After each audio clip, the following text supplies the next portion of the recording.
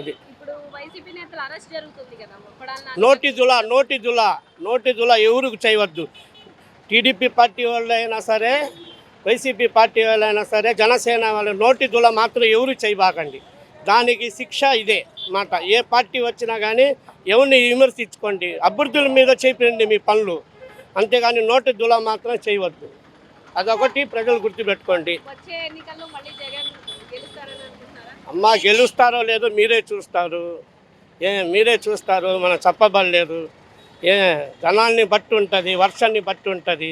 ఇప్పుడు అన్నీ రేపు నెల 15వ తారీఖు అమ్మఒడి అన్నీ వేస్తున్నాడు చంద్రబాబు నాయుడు. వేయకుండా ఏం ఉండడు.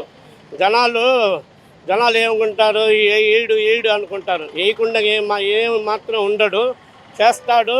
అతని కొడుకు బ్రహ్మాండంగా చేస్తారు. పవన్ కళ్యాణ్ అందరూ కలిసి నరేంద్ర మోడీ ఆధ్వర్యంలో అన్నీ జరుగుతాయి పనులు.